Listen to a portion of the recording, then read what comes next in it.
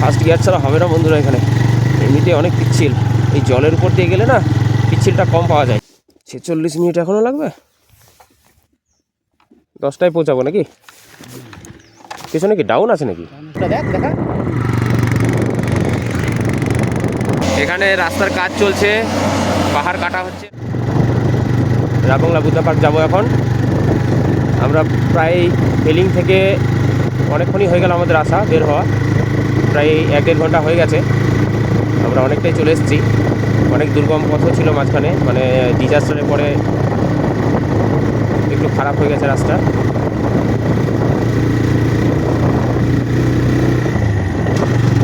যেটা অগাস্ট সেপ্টেম্বরে ডিজাস্টার হলো, বৃষ্টি হয়েছিল, সেই সময় রাস্তা খারাপ হয়েছিল, তখনই সম্ভবত ওগুলো খারাপ হয়ে গেছে।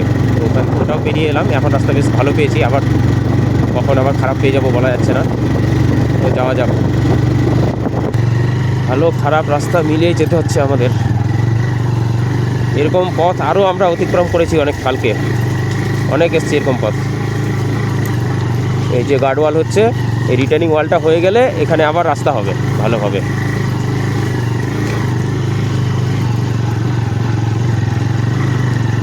এই কাদাগুলো খুব সাবধান,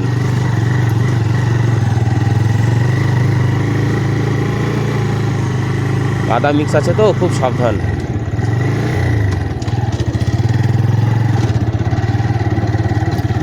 হ্যাঁ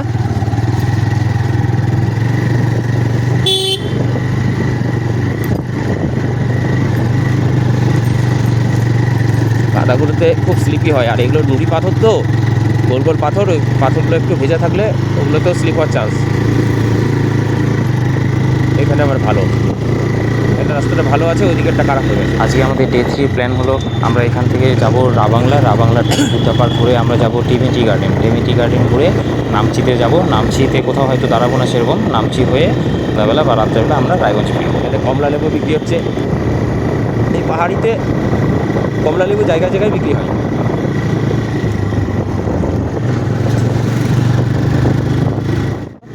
হাত পুরো ব্যথা হয়ে যাচ্ছে।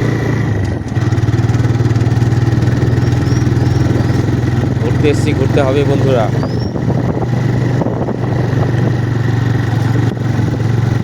এখানে আমি ভিডিওটা বানাচ্ছি, মানে বেশি আমি এডিট করবো না, কারণ লেকশিপ থেকে রাবাংলার রাস্তার কন্ডিশন কেমন আছে সেটা তোমরা এখানে দেখবে। এখানে কিছুটা রাস্তা হয়ে গেছে, একটা সাইড ওয়ান সাইড হয়ে গেছে, পরে আবার ওয়ান সাইড হবে।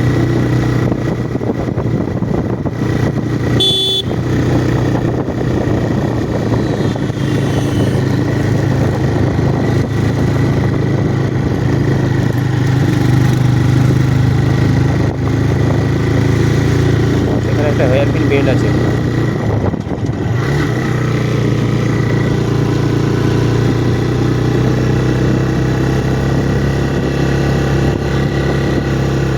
বড় বেন্ড আছে, এটা অসুবিধা হয়নি।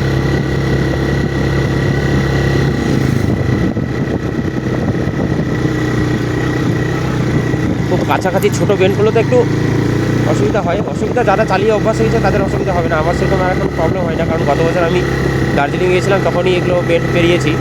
তো তাও এখন আরও হাতটা একটু ফ্রি হয়ে গেছে।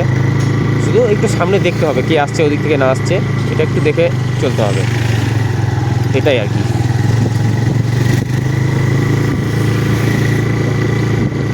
এই জিনিসটা দেখে চলতে হবে, আগে পিছিয়ে দেখে চলতে হবে। লুকিং গ্লাসে সবসময় রাখতে হবে পেছনে কে আসছে, যদিও হর্ন দেয় ক্রস করতে গেলে, ওভারটেক করতে গেলে।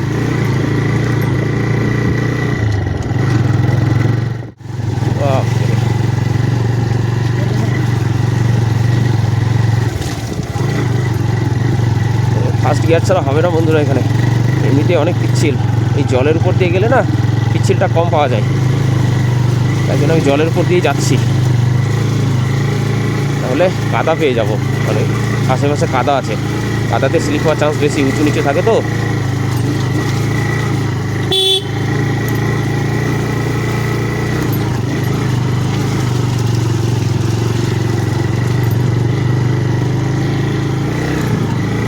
অনেক দুর্গম রাস্তা, অনেকটাই দুর্গম। কই রে? হ্যাঁ দেখলাম, কই বাবা এত স্পিড।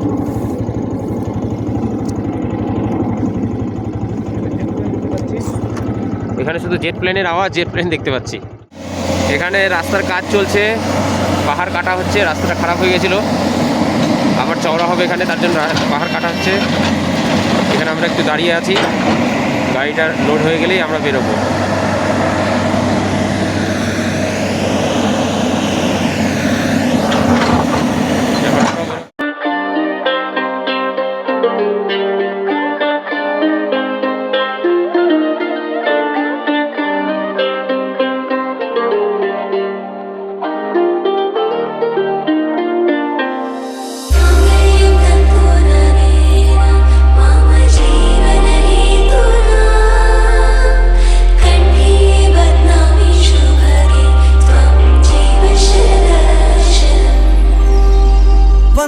ఒక వెయ్యో ఒక లక్షో మెరుపులు మీదికి దూకినాయా ఏందే నీ మాయా ఉందో అటు పక్కో ఇటు దిక్కో చిలిపిగ తీగలు మోగినాయా పోయిందే సోయా ఇట్లాంటివన్నీ আমরা রাবাংলার প্রায় কাছাকাছি চলে এসেছি।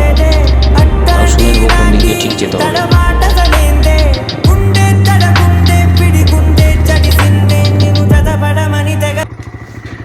भैया राबांगला इधर से, राबांगला ओके।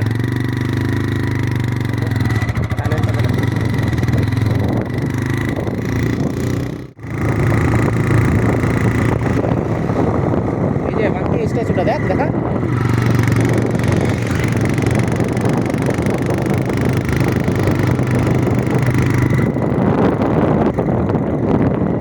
আমরা বুদ্ধা পার্কে রাবাংলা কাটতে হবে টিকিট।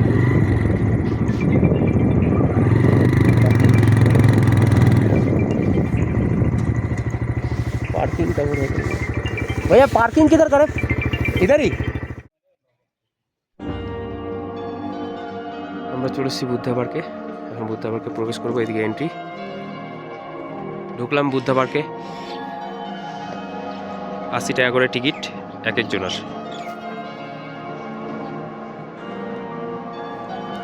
এই সেই বুদ্ধদেবের স্ট্যাচু, অনেকটা সেই স্কাই ওয়াকে যেরকম দেখেছিলাম স্ট্যাচু, ঠিক তেমনই।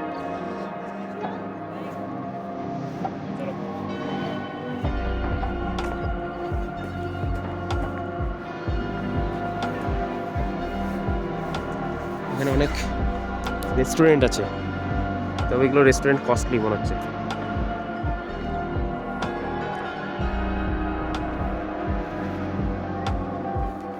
বুদ্ধদেব শুয়ে আছে।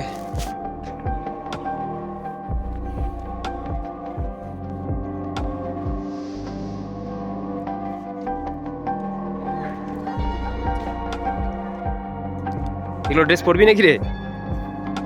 এগুলো ড্রেস পরে ছবি তুলবি, ভালো লাগবে।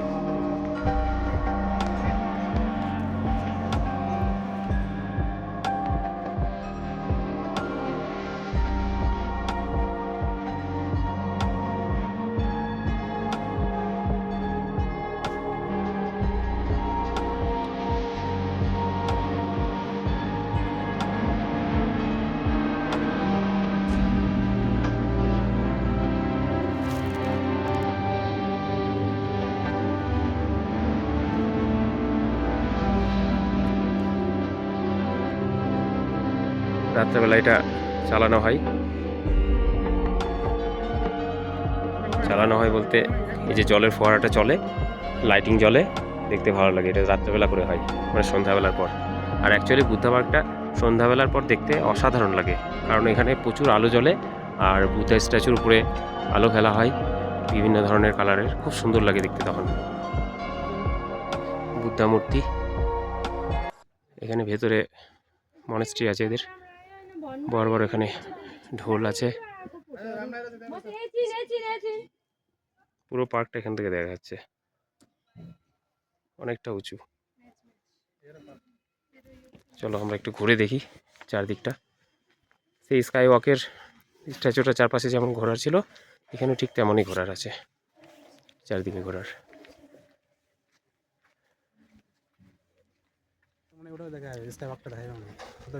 কি জানি।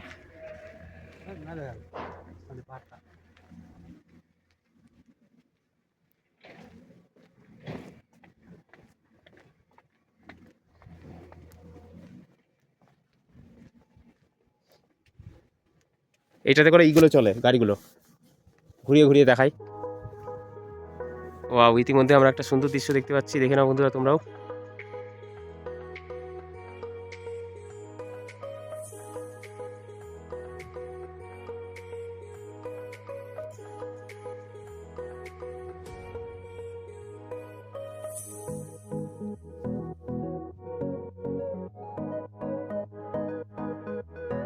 কত উঁচু, ভাবা যায়?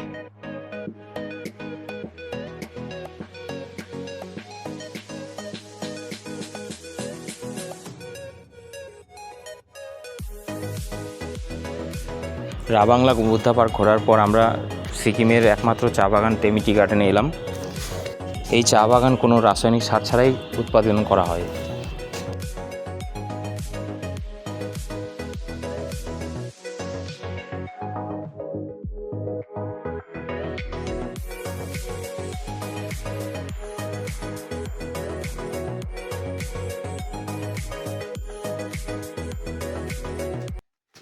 চা বাগানটা একবার দেখো, সত্যি মন আপ্লুত হয়ে যাবে।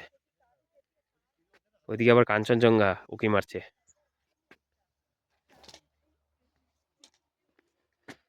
চা চাষও করা হয় আর সেভাবে সাজিয়েও দিয়েছে টুরিস্টের জন্য। তার জন্য 30 টাকা করে পার মাথা পিছু নিচ্ছে, এমনি না। ওটা হলো চেরি রিসর্ট, ওখানে থাকা যায়, নাইট স্টে করা যায়। ওখানে প্রচুর কস্টলি ওটা।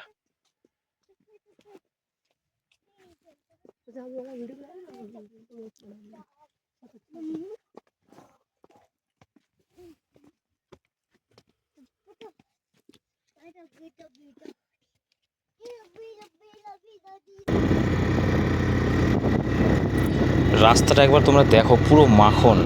ডামথাং থেকে টেমি টি গার্ডেন যাওয়ার যে রাস্তাটা আছে পুরো মাখন, মানে মারাত্মক লেভেলের সুন্দর রাস্তা।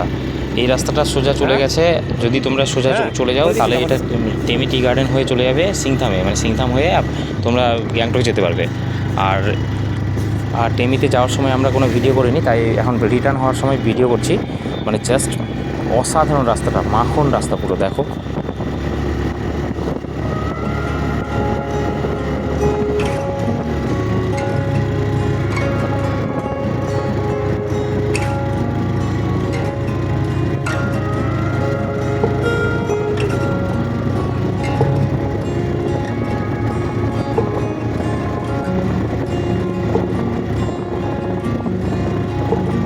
টেমি টি গার্ডেন থেকে আমরা বেরিয়ে পড়লাম, এখন সোজা যাবো নামচি হয়ে শিলিগুড়ি। কারণ সময় খুব একটা নেই, এটা বেজে গেছে, আমাদের চলে যাবে না। বেশি থাকলাম না, প্রায় 8 ঘন্টা মতো থাকলাম টেমি টি গার্ডেনে। দেখার খুব ইচ্ছে ছিল, যেদিন আসেনি ভিডিওতে দেখেছি অনেক, রাস্তা দেখে নিলাম। ব্যাস, নামচি চারধাম তারেপীঠ এই দুটো ইচ্ছা ছিল, তারেপীঠটা মোস্টলি খুবই ইচ্ছা ছিল।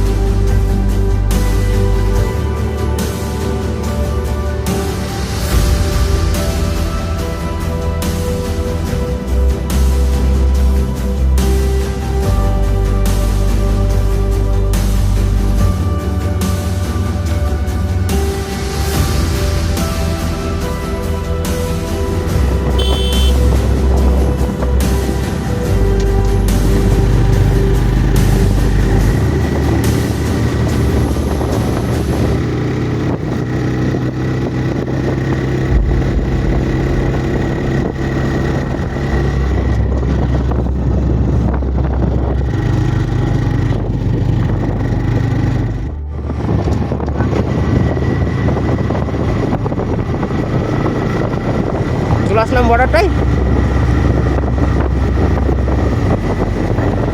হ্যাঁ ওটাই তো, ওই সামনে টার্নিংটার পরে আছে। না না চলে এসছি, এই তো।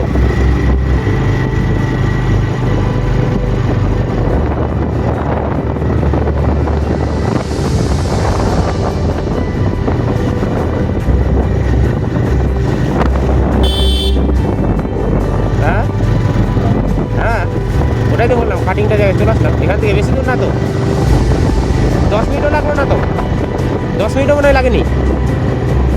বলছি 10 মিনিটও মনে হয় লাগলো না। বের করে নেবো, এসব জায়গায় দাঁড়ানো রিস্কি রে। সেবক পৌঁছানোর কয়েক কিলোমিটার আগে এখানে তিস্তা নদীর জল এবং বাতাসের যে মেলবন্ধন, সুন্দর একটা মেলবন্ধন দৃশ্য, সেই দৃশ্যটা দেখার জন্য এখানে একটু দাঁড়িয়ে পড়লাম আমরা।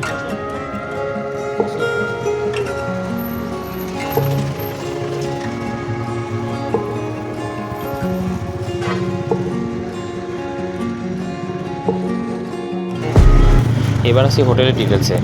আমরা পেলিংয়ে 2 রাত্রি যে হোটেলে ছিলাম, হোটেলের নাম হোটেল পাঁচু অ্যান্ড রেসিডেন্সি। একদম মেইন পেলিং যে ক্রসিং আছে, মানে চকটা যে আছে, সেই চকের সামনেই, মানে হোটেলের বাইরে বারান্দাতে দাঁড়ালেই সামনেই চক। মালিকের ব্যবহার এত ভালো যে তুমি যখন টাকা দাও কোনো ব্যাপার না যে আমরা সারাদিন থাকলাম, বিকেলবেলা টাকা দিয়ে দিতে হবে এরকম কোনো ব্যাপার না। বললো যে তোমরা এখনও টাকা দিতে পারো বা কালকেও টাকা দিতে পারো, বের হওয়ার সময় কোনো ব্যাপার না, ওটা নিয়েও কোনো সমস্যা নেই। আর হোটেলের আমরা যেই রুমে ছিলাম সেই রুম রেন্ট হলো 1000 টাকা পার নাইট, মানে কোনো ইনক্লুডিং যে লজিং ফুডিং নিতে হবে এমন কোনো ব্যাপার নেই। তুমি অন্য হোটেলে গিয়েও খাবার খেতে পারো, ডিনার লাঞ্চ করতে পারো, বা এই হোটেলেও করতে পারো, কোনো সমস্যা নেই। আমরা এই হোটেলেই লাঞ্চ ডিনার ব্রেকফাস্ট সবই করেছিলাম, সবই মোটামুটি রিজনেবল প্রাইসের মধ্যে, কোনো সমস্যা নেই। আর যে হোটেলের ব্যবস্থাও ভালো, 2টো ছেলে ছিল, ওরা অনবরত যখন চাইছিলাম তখনই গরম জল দিয়ে যাচ্ছিলো। আর এমন ব্যাপার নাই যে তুমি হোটেলের গিজার পাবে না, গিজার বারবার ওরা টাইম হলে ঠিক গিজার চালিয়ে দেয়, গরম জলও পেয়ে যায়, এমনকি বেসিনের সহ গরম জল আছে, গিজারের কানেকশান আছে, কোনো সমস্যা নেই। আশা করি মানে এই হোটেলটা আমার খুব ভালো লেগেছে, মানে কম রিজনেবল প্রাইসের মধ্যে একদম বেস্ট হোটেল। আর হোটেলের আরও রুম ছিল যেগুলো হচ্ছে 1250 বা 1200 এরকম রুম ছিল, তো সেগুলোতে আমরা নিইনি, আমরা 1000 টাকাটা নিয়েছিলাম। আর এটাও কোনো সমস্যা নেই, এখান থেকে বেরিয়ে সামনে কমন ব্যালকনি আছে, কমন ব্যালকনি থেকে তুমি আরামসে যে কাঞ্চনজঙ্ঘার ভিউ, যে মনোরম দৃশ্য, সেই দৃশ্য তুমি উপভোগ করতে পারো। বেস্ট হোটেল আমার হিসেবে। এখন ঘড়িতে বাজে 9:18, আমরা আছি ইসলামপুর বাইপাসে। আমাদের রায়গঞ্জে ফিরতে প্রায় রাত 12টা বেজে যাবে। ভিডিওগুলো কোনো কারণে আমার আপলোড করতে অনেক দেরি হচ্ছে, তার জন্য এক্সট্রিমলি সরি। ভিডিওটা যদি তোমাদের একটুকু ভালো লেগে থাকে তাহলে ভিডিওতে লাইক করে এবং প্লিজ চ্যানেলটা সাবস্ক্রাইব করে পাশে থাকবে। ধন্যবাদ।